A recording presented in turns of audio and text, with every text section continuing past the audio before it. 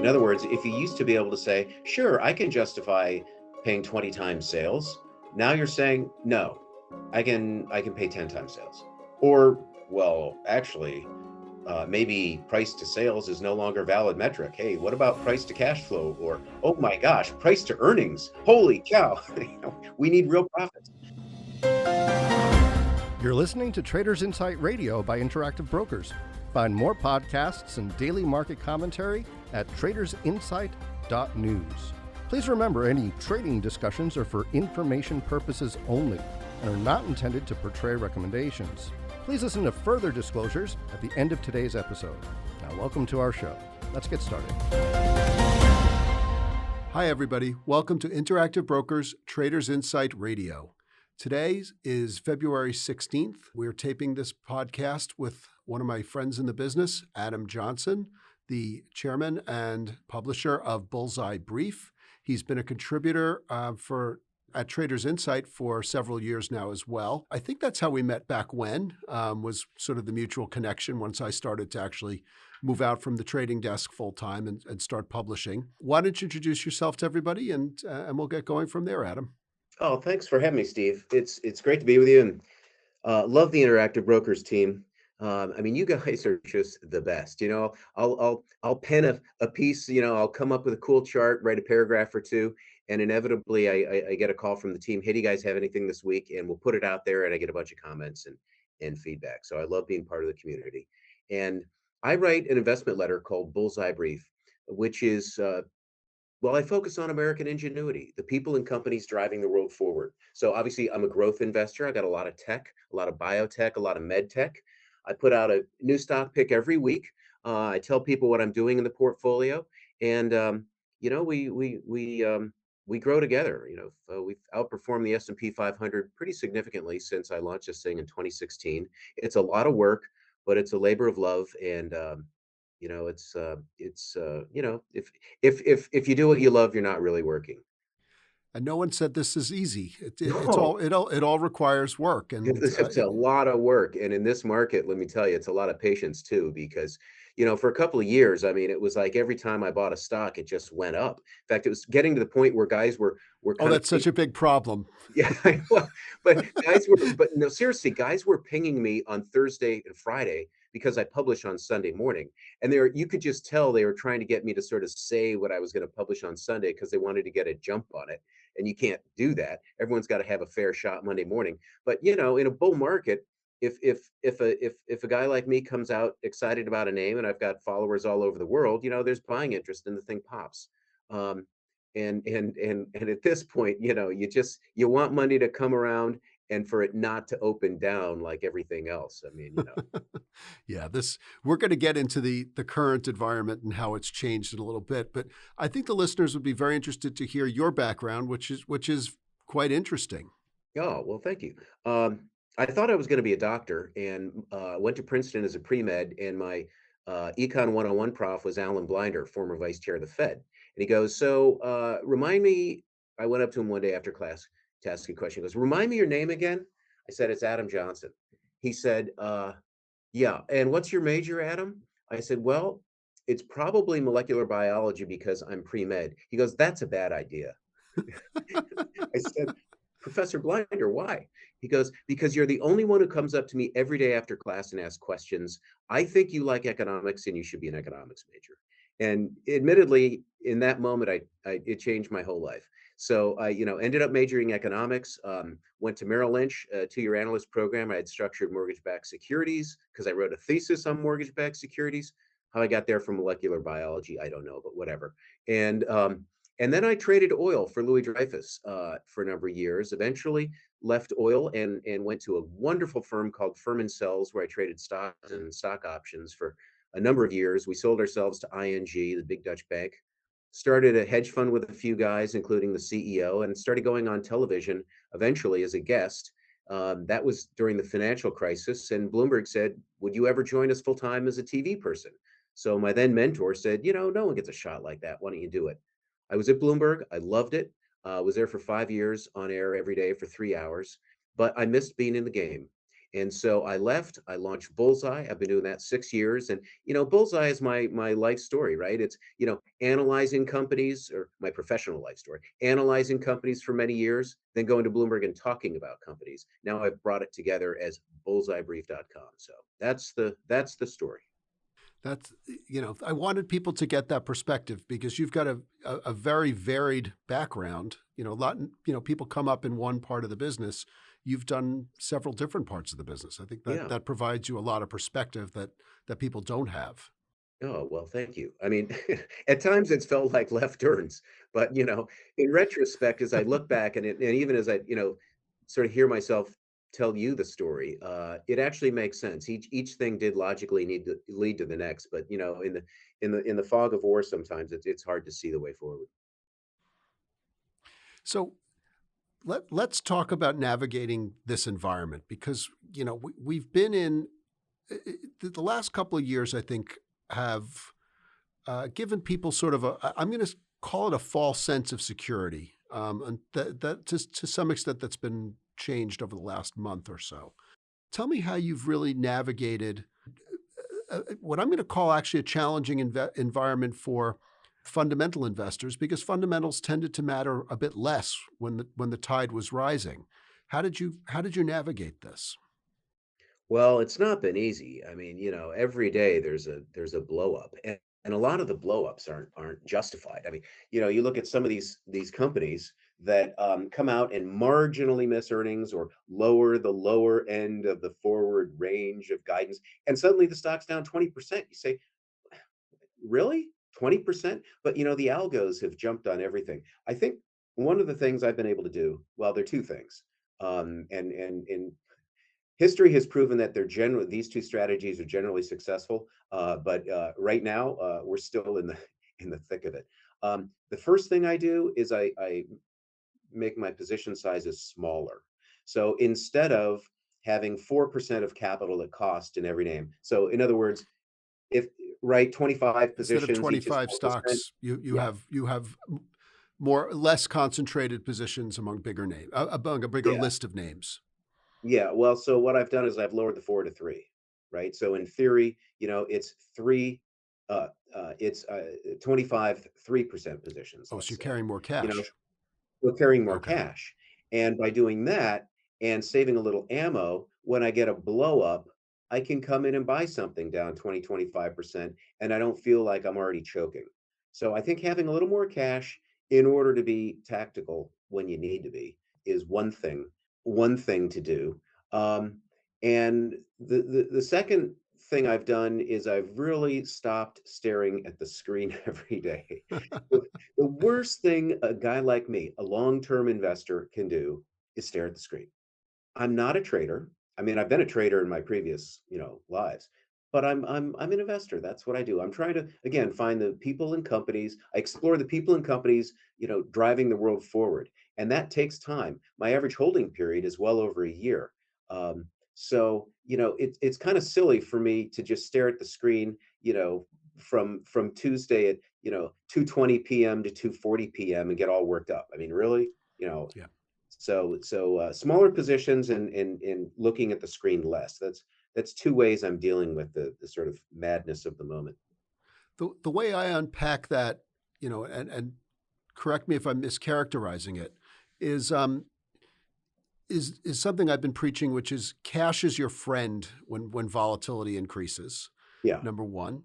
Number two is there was an old market making adage. We used to have it in big red letters on the wall of the room was when it gets crazy, shrink position sizes, widen spreads, raise volatility. Now you're not trading options, so the third one doesn't apply. Hmm. But that this to me is a very good lesson from an experienced investor, which whether you're trading short term or investing long term, the mentality is quite similar, which is when things get rocky, you have to have a little less conviction and a little, you can't be pedal to the metal in everything. So if we were willing to, from a market making point of view, if we were willing to be 25 up on something and it's volatile, you're 15 up. Or Yeah. if you're, or if you're used to trading it with a 10-cent spread, you're trading it with a 20-cent spread. In your case, because you're not trading, you're investing. That's adding, cash as ballast to your portfolio that allows you to be opportunistic. Yes. Oh, absolutely. And it's hard to do that. And it's really hard in the moment to say, okay, I'm going to take my position sizes down. I mean, what suddenly changed? Why are you suddenly bearish? It's hard to do. I mean, look, we can go back and realize that on November 8th of last year, the 5-year break even, the forward on the tips spread blew out to like 338, the widest it had ever been. And in that moment, everyone said, "Oh my gosh, maybe this inflation is no longer transitory." Which, by the way, was well ahead of Jerome Powell's admission. He Yep. came out, I think it was, like 6 weeks later, um, and said the same thing. So the market figured it out, and that was the day where all my beloved growth stocks stopped going up. And, right? We can look back retroactively, and we'll remember that lesson next time. Because successful investing is about learning, being a student of the market, learning and remembering and applying and reapplying. So we'll remember that lesson. But it's really hard on a given day, whether it's November 8th or April 23rd or who knows what, to say, aha, look at this, something changed. Therefore, I'm going to change. That's really hard to do. And I think one way to try to capture some of that is to do what you and I are doing now, which is figure out a group of friends that you trust, kind of have a pack, like a wolf pack, and you just share ideas and you Yeah. share stuff. And hey, I noticed this. What do you think? And you try to form a little mini consensus among yourselves. That might be one way to try to, you know, I think it's very important. And you and I have been out to dinner, and you know I've got this little pack that I do this with. Not everybody who's yeah, in the investment business either, but I think it's very important. It's a good check on what goes on in the real world, and that's a very important thing to do. Does this make sense? Have things changed materially, or are we hearing noise? And separating the signal from the noise can be very difficult to do, and it helps if you have other people who have good filters, so signal to noise filters, to bounce stuff like that off. yeah, Which, as a growth yeah. investor, one of the things I've been pondering, and I'd like your opinion on this, is one of my assertions after last earnings period, when they basically took Netflix and Facebook to the woodshed, was, is this the market's way of saying what happens when a growth stock no longer grows? Or do you see those as more temporary? My assertion was this was the market, a market that in many cases had become in love with growth at any price as opposed to growth at a reasonable price, realizing that that growth premium, if a company's not growing, that growth premium comes out in a heartbeat. As a growth investor, I really want your take on something like that. Well, yes, I agree with you that there is a repricing happening. In other words, if you used to be able to say, sure, I can justify paying 20 times sales, now you're saying, no, I can pay 10 times sales. Or, well, actually, maybe price to sales is no longer a valid metric. Hey, what about price to cash flow? Or, oh my gosh, price to Yeah. earnings. Holy cow, we need real Yeah. profits. So, yes, there's a repricing that's happening at the growth end of the spectrum. But, it's not just growth. Um, I mean, Disney got whacked 25 or 30%.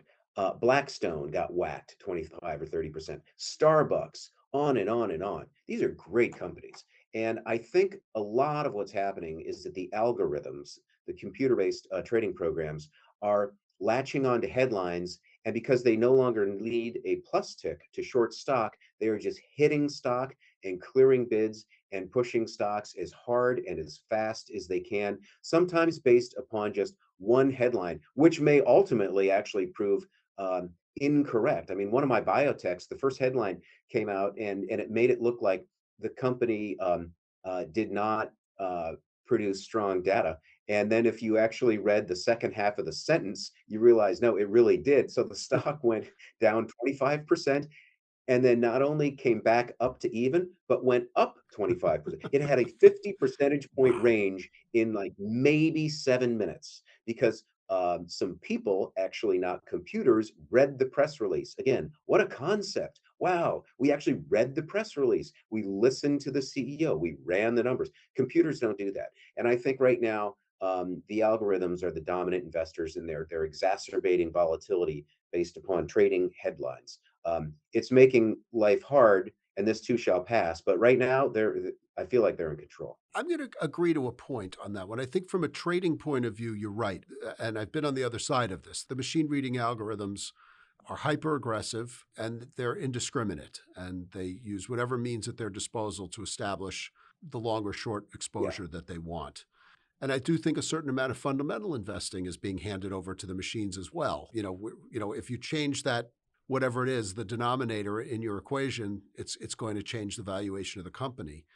Where I push back a little bit is in the case of one of these stocks getting whacked on earnings. If the computers were wrong, you'd expect to see the result that you saw with your biotech stock, where they were. And this was a great opportunity for someone who did read it and did understand it rather than a superficial headline. What a wonderful opportunity to pick up a stock on the cheap, or if you're a trader, to buy low, sell high.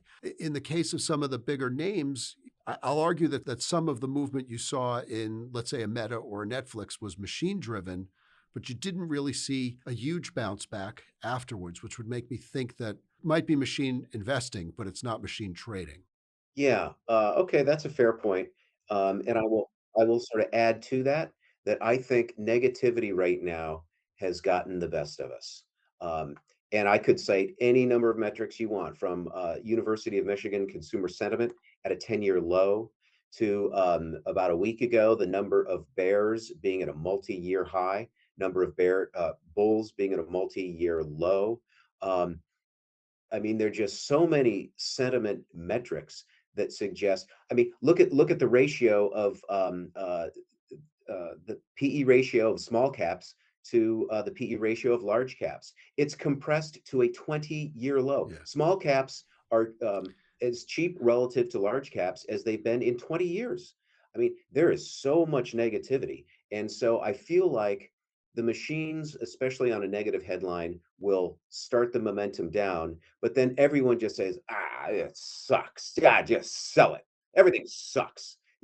And we're in this negative feedback loop, and we will pull ourselves out of it. I don't know when, I don't know why, but we will, because whenever sentiment gets that lined up on one side, as I believe it is right now by all these metrics I'm mentioning, it's going to reverse.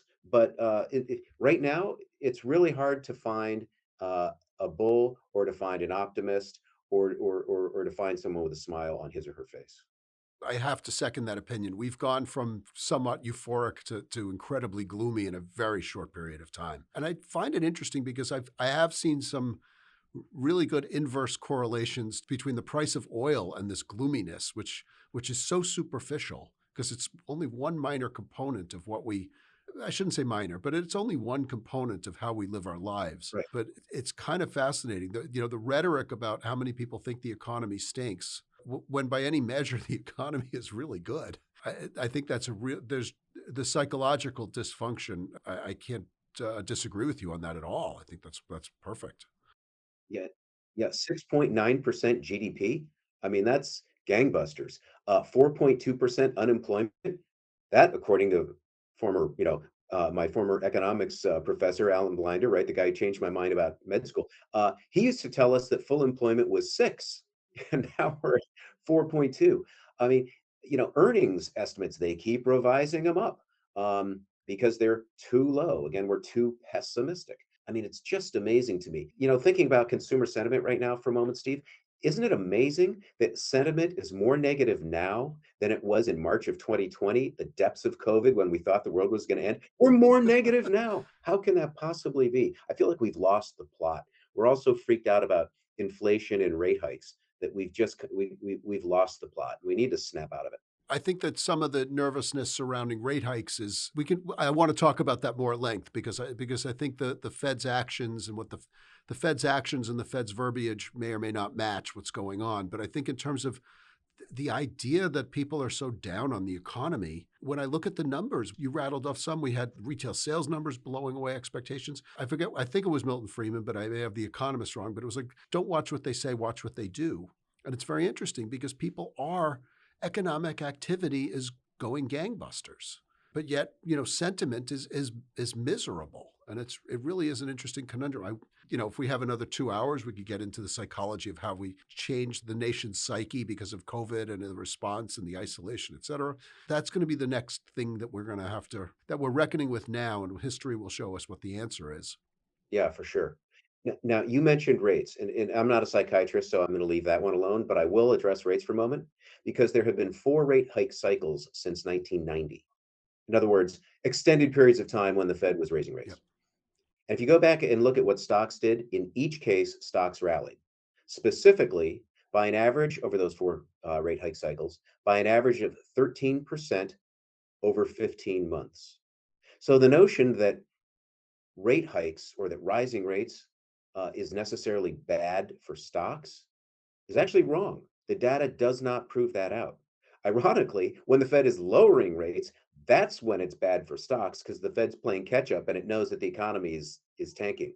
So They're lowering rates because the economy yeah, stinks. exactly. They're raising rates because the economy is good. Exactly. So this is ironically when you want to buy stocks. So I think eventually people are going to kind of wake up and realize that they're looking at it the wrong way. And my hope, and again, I don't mean to be such a Pollyanna, Steve, but my hope is that the Fed's going to come out, start raising rates, and we're going to say, okay, they're finally doing it.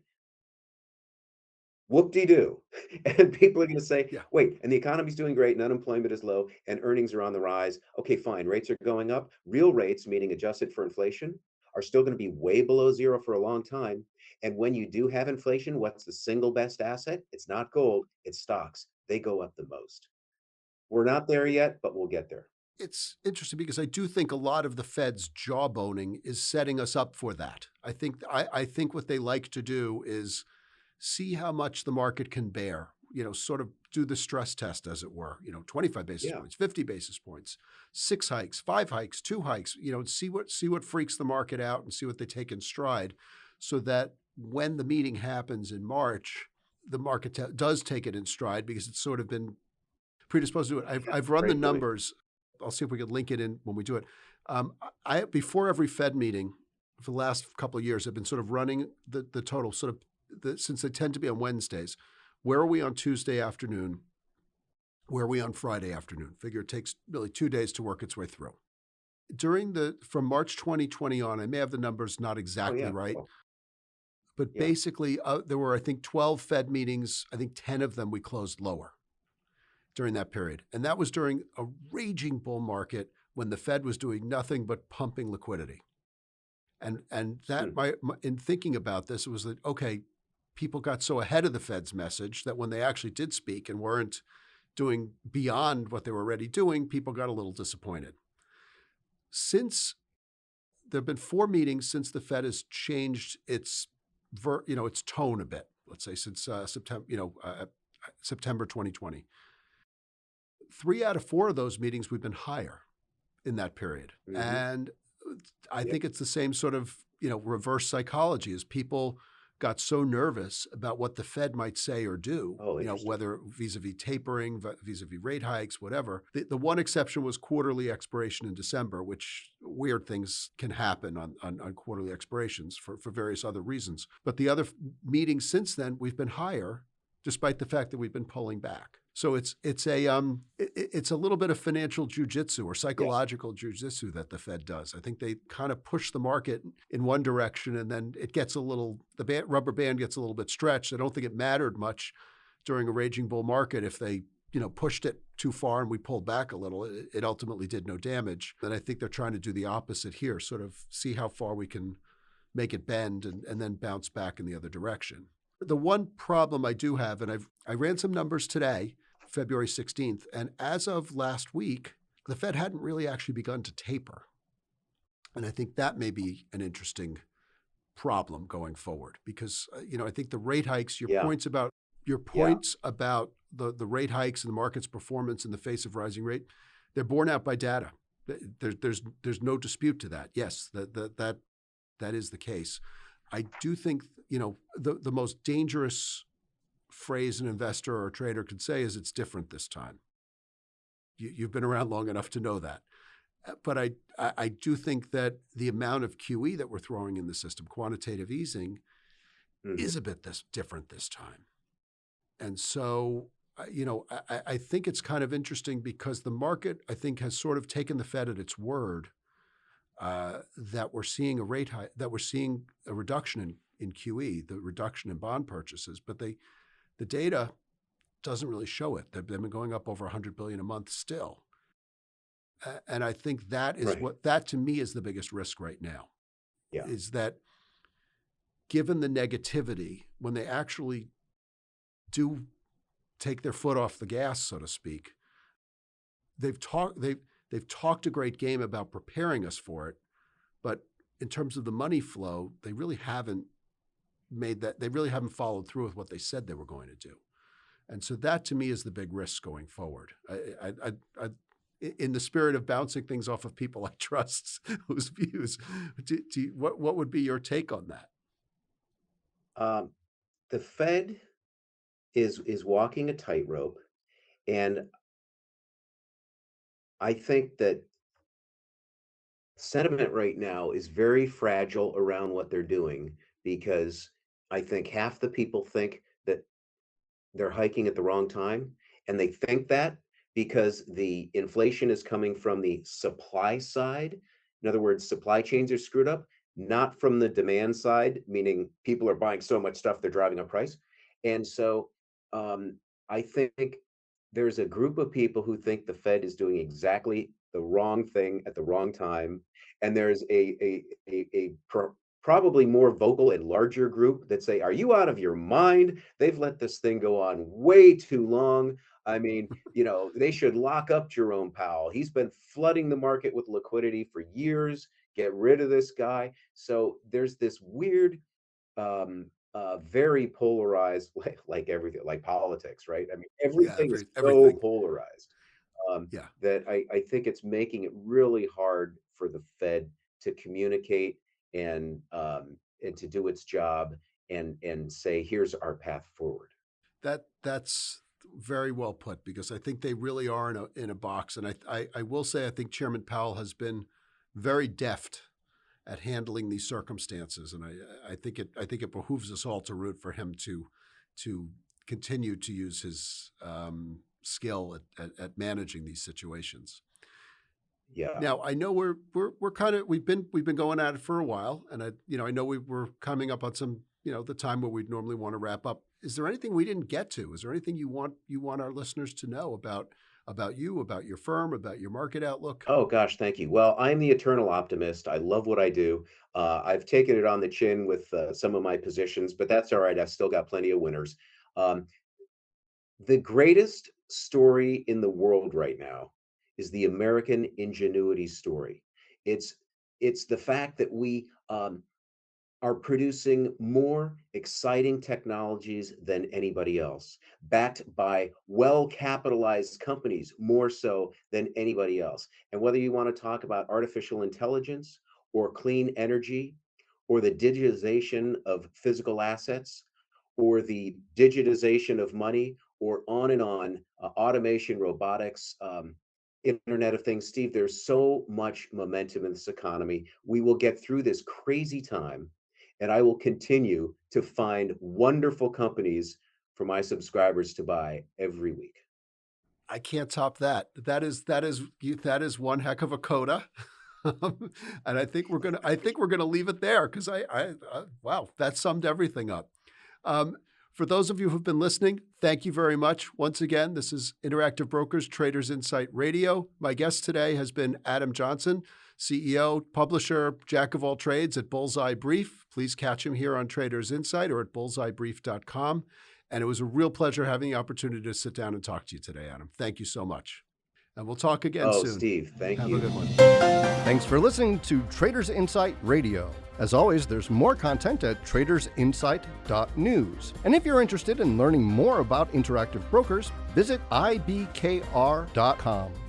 We offer more trading education material such as webinars at IBKRwebinars.com, market-related courses at tradersacademy.online, and quant-related articles at IBKRquant.com. Interactive Brokers is not affiliated with and does not endorse or recommend any third-party investment information, advice, services, or products discussed in this episode. The analysis in this material is provided for information only and is not and should not be construed as an offer to sell or the solicitation of an offer to buy any security. To the extent that this material discusses general market activity, industry or sector trends, or other broad-based economic or political conditions, it should not be construed as research or investment advice. To the extent that it includes references to specific securities, commodities, currencies, or other instruments, those references do not constitute a recommendation by IBKR to buy, sell, or hold such investments. The material does not and is not intended to take into account the particular financial conditions, investment objectives, or requirements of individual customers. Before acting on this material, you should consider whether it is suitable for your particular circumstances and, as necessary, seek professional advice. Futures are not suitable for all investors. The amount you may lose may be greater than your initial investment. Before trading futures, please read the CFTC Risk Disclosure. A copy and additional information are available at IBKR.com.